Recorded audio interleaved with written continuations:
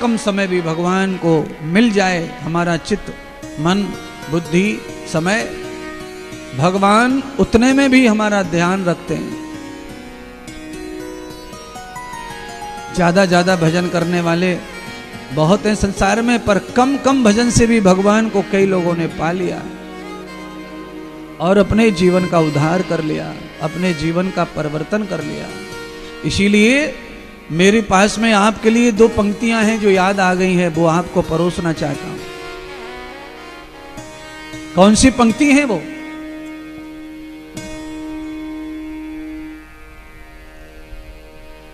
समय के साथ उन पंक्तियों का गुनगुनाना आवश्यक है। जैसा विषय चल रहा है उस विषय की मजबूती उन पंक्तियों को श्रवण करने से हो जाएगी महाराज। एक एक क्षण जा रहा है समय का, और जो समय का क्षण जा रहा है फिर वो लौट के नहीं आएगा। तुलसीदास की बात पर अगर भरोसा हम करते हैं तो अच्छा हो सकता है। एक घड़ी आदि के पुनः आदि, करोड़ों अपराध और पापों का नाश हो सकता है आदि घड़ी में भगवान के भजन से, भगवान के स्मरण से। तो नारद जी ने यही सोच के तो कथा को स्मरण करना प्रारंभ किया। कथा केवल दूसरों को सुनाने के नहीं सीखना है, सारे आचार्य वक्ताओं को कथा अपने कल्याण के लिए सीखना है। अपने कल्याण के साथ साथ दूसरों के कल्याण का भाव रखना है। जहां भी मौका मिले कथा सुनाते जाओ, दूसरों का भला करते जाओ, पर अपने भले के लिए जन्म मिला है तो अपना भला भी होना चाहिए। क्या करेंगे? आश्रम हम 4, 6, 10 और बना लेंगे, अपने जीवन में मेहनत कर रहे हैं, पुरुषार्थ कर रहे हैं, आप लोग दान कर रहे हैं, हो जाएगा। चलो आप लोग दान नहीं करेंगे और नए लोग मिलेंगे, वो दान करेंगे, आश्रम और बन जाएंगे और भी सब चीजें हो जाएंगी। पर क्या आश्रम बनाने से कल्याण हो जाएगा मेरा? नहीं होगा। ये सब यहीं रह जाएगा पड़ा हुआ। मेरा कल्याण तब होगा जब मैं अपने कल्याण के कार्यों को करूंगा। इस कथा के गाने से जो मेरी पहचान है वह कथा इतनी महान है कि मुझे उससे अपना भी कल्याण करना है और बचा समय आपका भी कल्याण करना है। पहले डूबने से खुद को बचाओ, फिर डूबने वाले को बचाओ। हमको अपने आप को बचाते नहीं आ रहा है पानी में, और दूसरे को बचाने निकले तो दोनों ही डूब के मरेंगे, एक भी बचने वाला नहीं है। इसीलिए पहले अपने आप को बचाने का प्रयत्न करो भव सागर से, और आपका समय अच्छा है तो फिर दूसरों को भी बचाओ। ये पुरुषार्थ है, मानव धर्म है, वक्ता का धर्म है, संत साधु का धर्म है, प्राणी मात्र का धर्म है कि आप अगर सेफ हैं तो आप दूसरों की सेवा करो, शुश्रूषा करो, रक्षा करो, सेवा में, पालन में, सब जगह जुड़े रहो। आप ही असुविधा में पड़े, असुरक्षित पड़े हैं तो कठिन है कि हम दूसरे की सुरक्षा रक्षा कर पाए।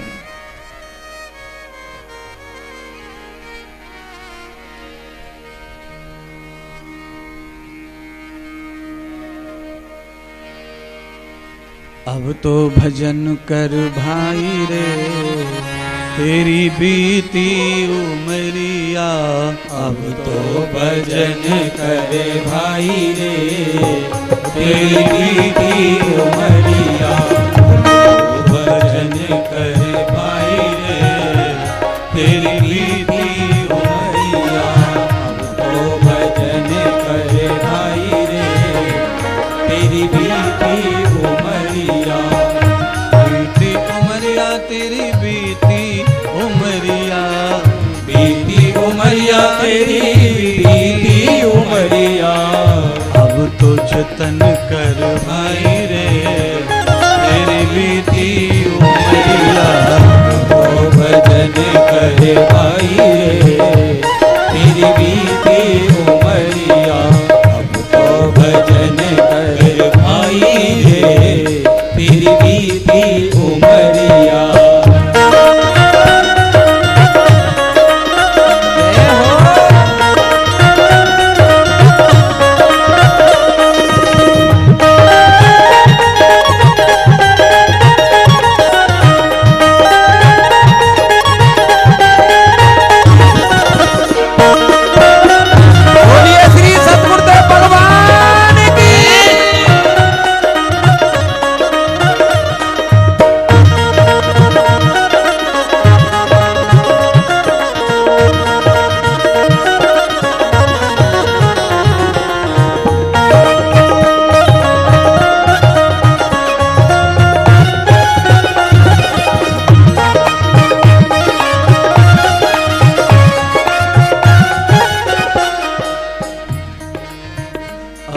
सब तज भज नाम प्रभु का, अब सब तज भज नाम प्रभु का, अब सब तज भज नाम प्रभु का, अब सब तज भज नाम प्रभु का, अब सब तज भज नाम प्रभु का। क्या क्या तजना है? जरूरत से ज्यादा जो कुछ भी आपको दिख रहा है उसका त्याग कर दो।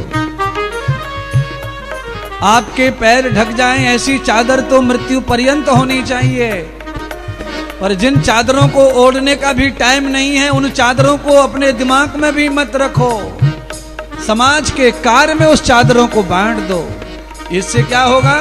एक भजन हो जाएगा, एक यज्ञ हो जाएगा।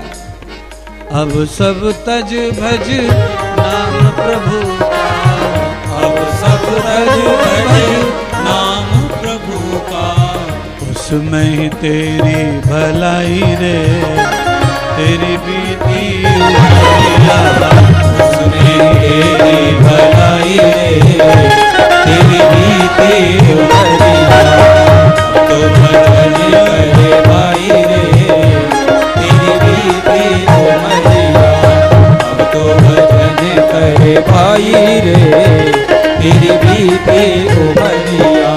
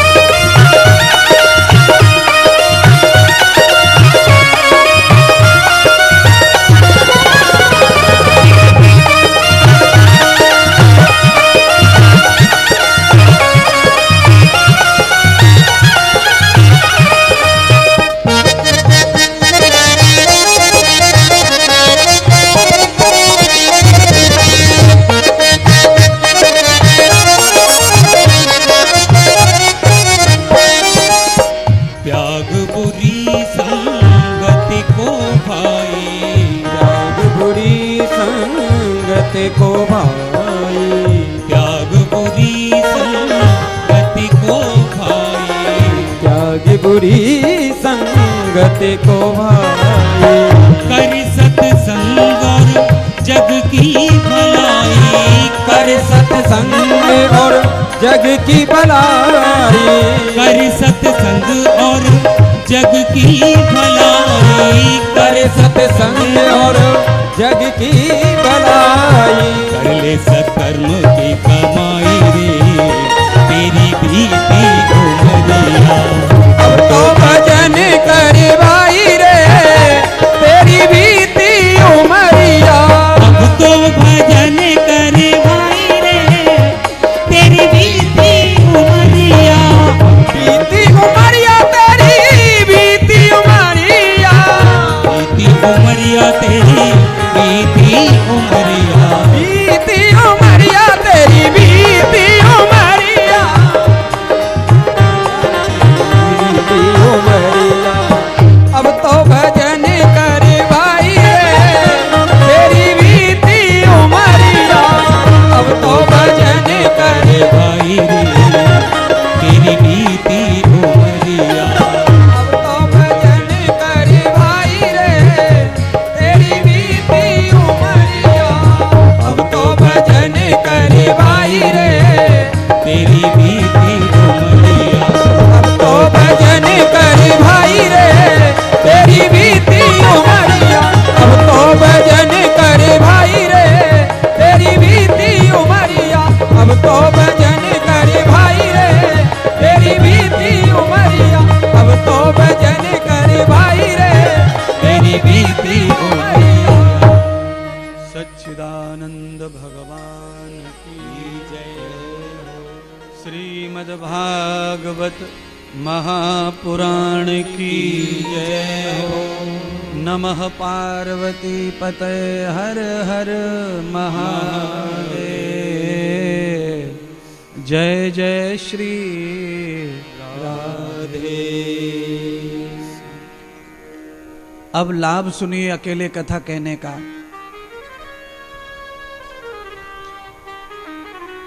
अब कोरोना काल की कथा को याद कर लीजिए तो नारद जी के सारा वृतांत समझ में आ जाएगा।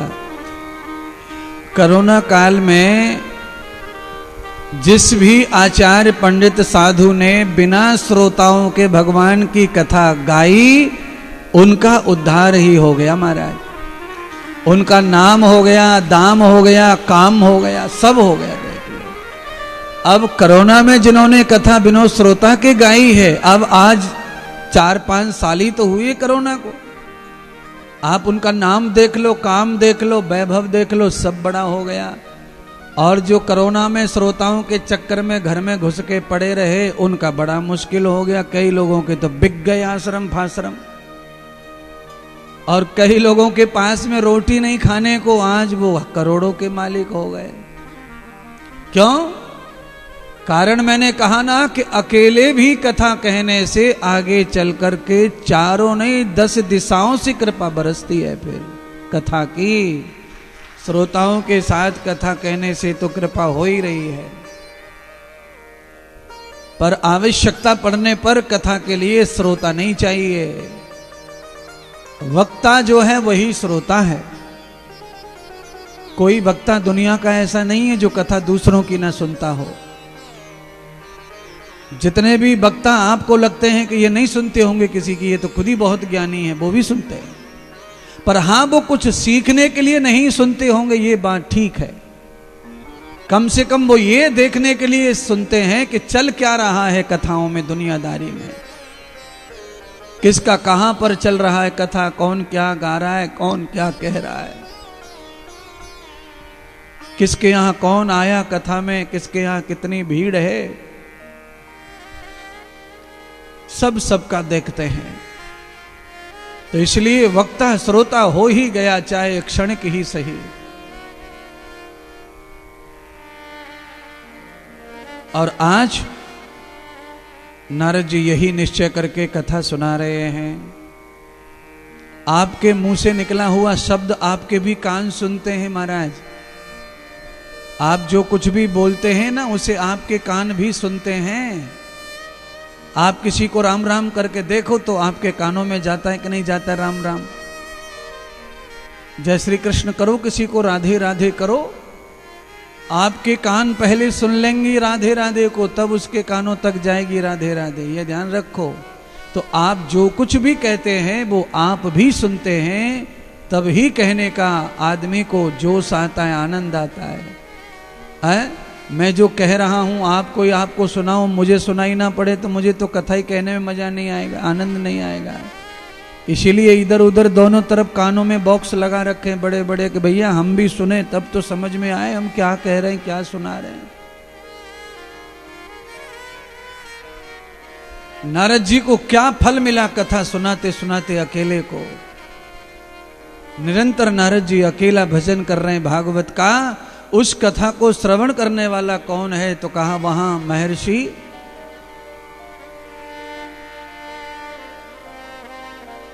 यात्रा कर रहे थे। ऋषि मैत्रेय ऋषि ने कथा सुन रही नारद जी के मुख से निकलने वाले वाक्यों को श्रवण कर लिया कान से। नारद जी मानो ये कह रहे थे कि यह संसार विलक्षण है और संसार की जो गति है वो दुर्गति की ओर ले जाती है। चाहे वो पति के रूप में हो, चाहे पत्नी के रूप में हो, चाहे संतान के रूप में हो, चाहे मकान के रूप में हो, चाहे व्यवसाय के रूप में हो। आखिरी समय अच्छा नहीं है संसार का।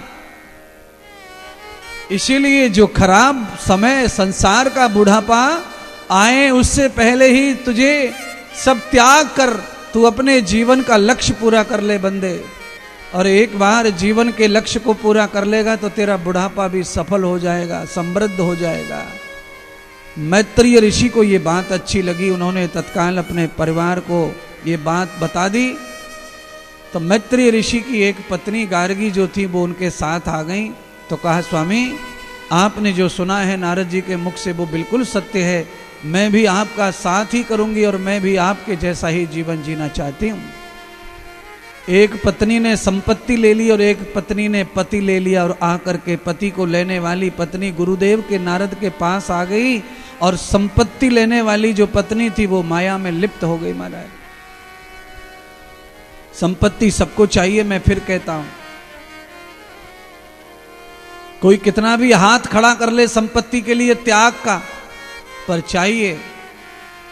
संपत्ति के बगैर अधूरा है जीवन, धन के बगैर अधूरा है जीवन, चलन के बगैर अधूरा है जीवन।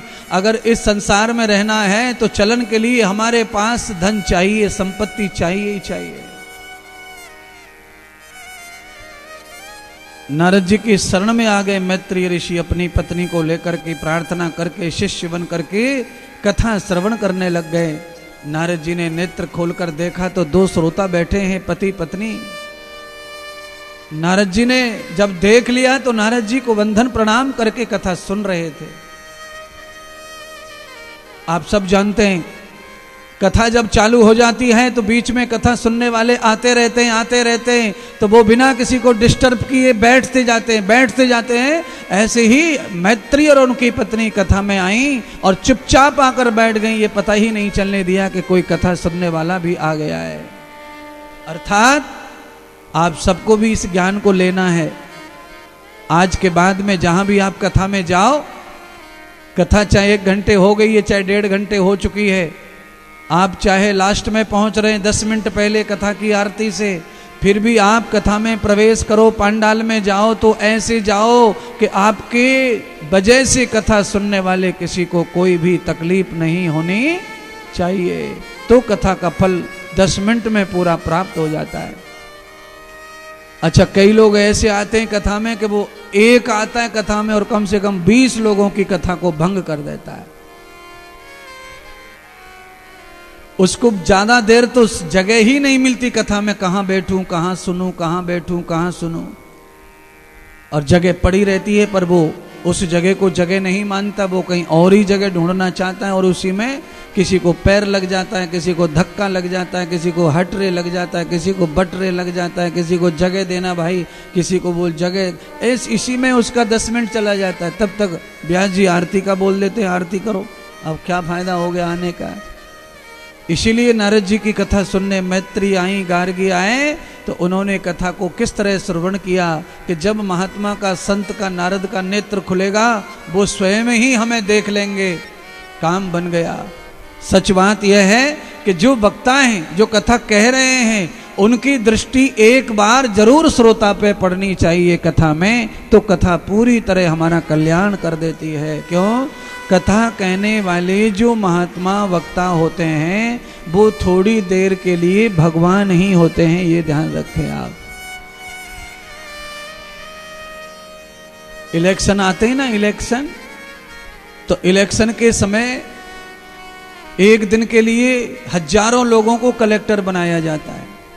वो कलेक्टर होते नहीं हैं, क्लास 2 क्लास 3 ऑफिसर होते हैं, पर इलेक्शन के लिए उनको पूरा कलेक्टर का पावर दे दिया जाता है, और एक दिन के लिए, और क्योंकि इतने कलेक्टर कहां से लाएं, तो सबको क्लास 1 ऑफिसर के अधिकार दे दिए जाते हैं, और वो इलेक्शन करवाने चले जाते हैं पोलिंग बूथों पे अलग अलग।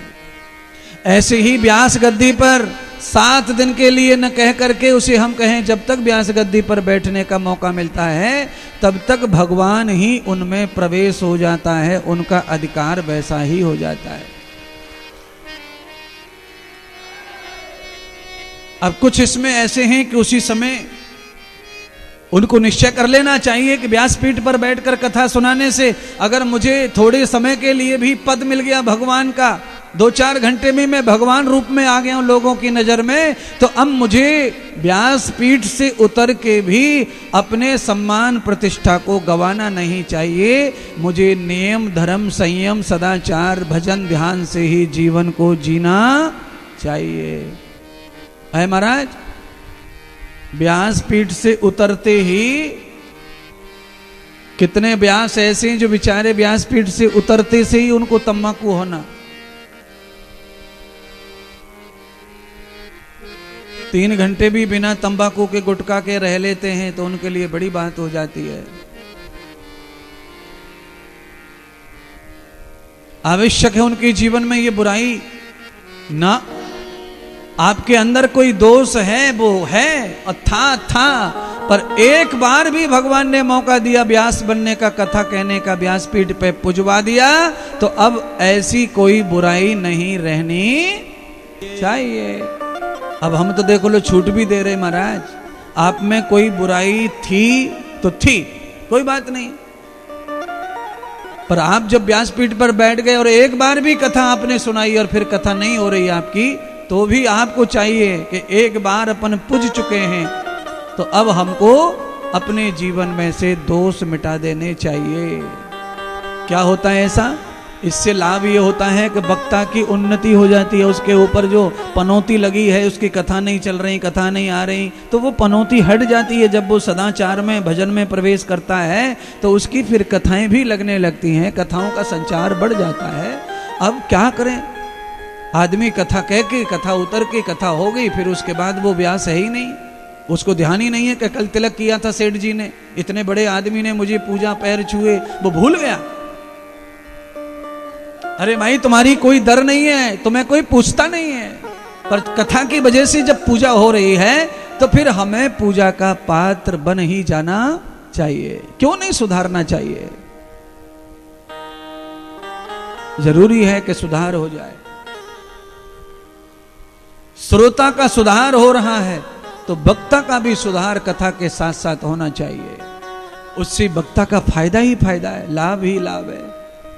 सदगुरु भगवान सूत जी ने सौनक आदि ऋषियों को कहा कि आज श्री नारद जी कथा श्रवण करा रहे थे भगवान का। मैत्री ऋषि ने आकर कथा श्रवण करने का यजमानत्व धारण कर लिया। नारद जी के नेत्र खुले तो एक महान यजमान नारद जी को प्राप्त हुआ, मैत्री। ऐसे ऋषि जिनके पास में राजस्व का, राज्य का, संपत्ति का कोई ठिकाना नहीं था, मैत्री ऋषि के पास सब त्याग कर आ गए और कथा श्रवण करने के लिए बैठ गए, शिष्य बन गए। तब नारद जी से प्रार्थना की, हे गुरुदेव, आपने जब दृष्टि डाल दी, हमें देख लिया कि हम आ चुके हैं, तो अब हमारे ऊपर कृपा करो, ऐसी कथा हमें श्रवण करा दो जिससे हम दोनों का निश्चित कल्याण हो जाए। अब हमने गृहस्थ का त्याग कर दिया है, आपके शरणागति लेकर के अब निश्चित हमारा कल्याण होना चाहिए। तब भगवान श्री नारद जी मैत्री और गार्गी को कथा श्रवण कराने लगे और फिर कथा की फिर से महिमा बताई भागवत की। क्या महिमा है कथा की, क्या मिल सकता है कथा से?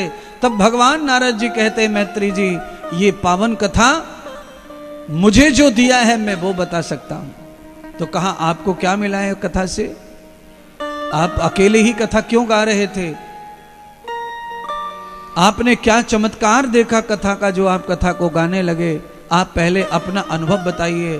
तो मैं भी आपको कहता हूं, किताब की कथा तो है ही कथा, पर किताब की कथा के साथ साथ आचार्य विद्वान को अपने जीवन का अनुभव भी कथा में बताना ही चाहिए।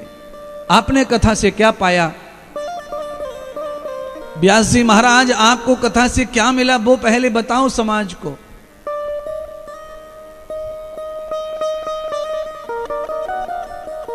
तो नारद जी ने बता दिया कि मैंने कथा को सनकादिक ऋषियों से सुना, मुझे कथा से भक्ति प्राप्त हो गई, ज्ञान और वैराग्य दोनों मेरे तेजस्वी हो गए, और स्वयं मेरे पिता ब्रह्मा जो परम शांति को प्राप्त हो गए, जो बहुत अशांत अस्वस्थ हो गए थे। मैंने जब कथा सुनी तो मैंने अपनी कथा का पुण्य अपने पितरों को दिया, पुण्य अपने माता पिता को दिया, तो मेरे माता पिता का सहज कल्याण हुआ। शेष मैंने पुण्य भक्ति को दिया तो उसका भी कल्याण हुआ, उसके बच्चों को दिया तो उनका भी कल्याण हुआ। तब से मुझे निश्चय हो गया मैत्री कि श्रीमद् भागवत कथा स्वयं के साथ में अगर श्रोता किसी और का भी संकल्प ले ले कल्याण का, तो ये कथा संकल्प से दूसरों का भी कल्याण करती है। आप तो आए सुनने के लिए, आपका तो कल्याण करेगी कथा, पर आपने कथा सुनते सुनते ये भी ध्यान किया ना कि मेरे साथ साथ उनका भी कल्याण हो जाए कथा से, कुछ पुण्य मेरा उनको भी लग जाए।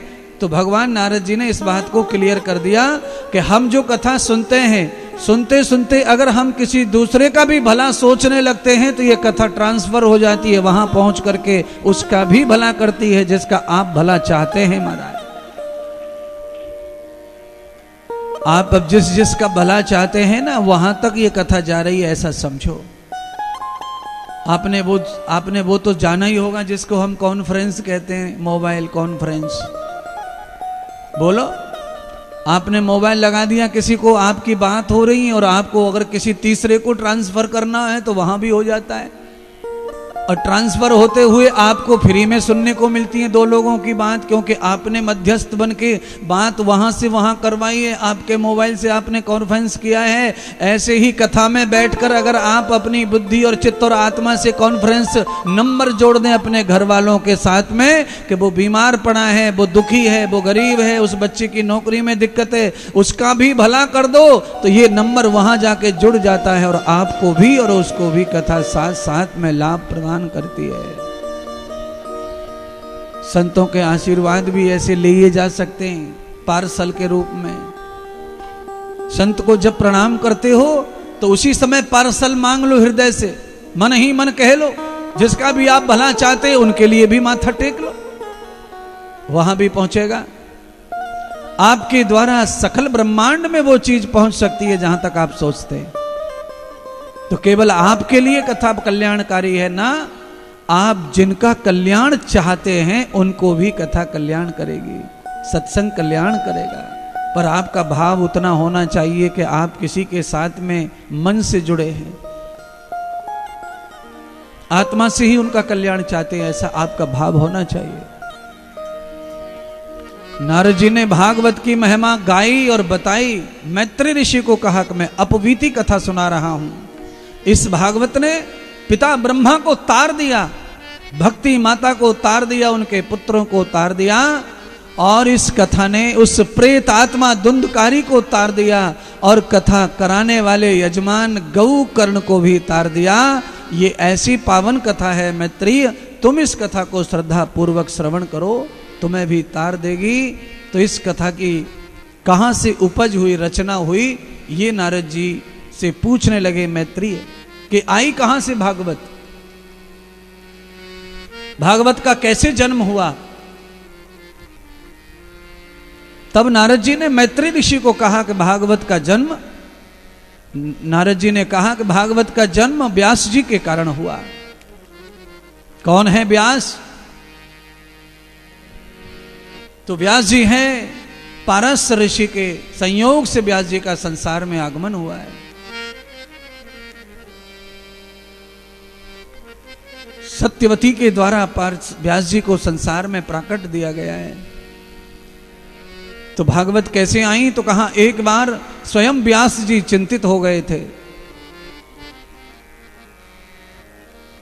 क्या चिंता लगी थी व्यास जी को? तो नारद जी ने बताया कि नारद जी कह रहे हैं कि व्यास जी को चिंता लगी थी कि कलयुग आने वाला है और कलयुग में कलह बढ़ जाएगा, ग्रह क्लेश, जीवन क्लेश बढ़ जाएगा।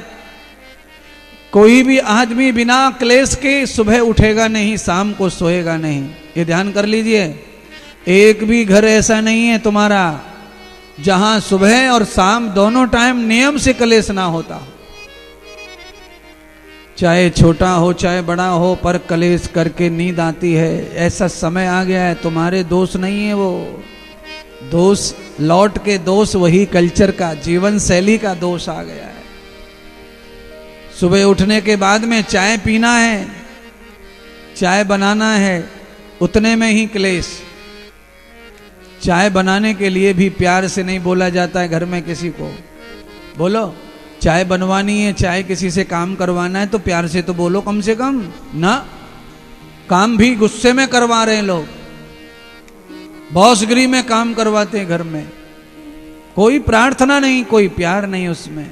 उसका कारण क्लेश है, दिमाग में भरा हुआ है क्लेश, और वो क्लेश बात बात पे निकलता रहता है, क्षण क्षण निकलता रहता है।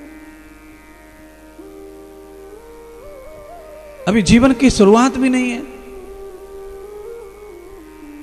थोड़ा सा जीवन जिया है अपने शादीशुदा होकर ग्रस्त का। हमारे जीवन में कैसे विस्फोट हो रहे हैं, कैसे जीवन में हमारे में ये लक्षण आ रहे हैं, कैसे जीवन में 4 से 10 महीने में भी शादी के बाद हमारे जीवन में कमी ज्यादा कैसे हो गई। कारण यही है कि समय का चरित्र ऐसा है, कल्चर ऐसा है, जीवन शैली ऐसी है, जीने की परंपरा पद्धति बिगड़ गई है। इस कारण अब कोई किसी को लाद के नहीं घूम सकता है। अब आज का युग ऐसा है कि आज के आज उतार दो बोझ को, लाद के घूमने का संसार नहीं बचा है बहनों भाइयों पुरुषों। पहला जमाना लाद के घूमने का था। कैसी भी हो, कैसा भी हो, जीवन इसके साथ काटना है तो काटना है। लोगों को काटते थे लोग, काटते आ रहे हैं, पर अब ऐसा जीवन नहीं बचा है, ऐसा चरित्र नहीं बचा है, ऐसा कल्चर ही नहीं बचा है कि बोझ को काटा जाए, लाद के घूमा जाए रिश्तों को ना। अब तो पीछा छुड़ाने के पीछे लगे हुए हैं सब, ज्यादा से जल्दी पीछा छूटे, पीछा छूटे, पीछा छूटे। अच्छा, मुश्किल क्या है? पीछा छुड़ाने में बड़ा मजा है,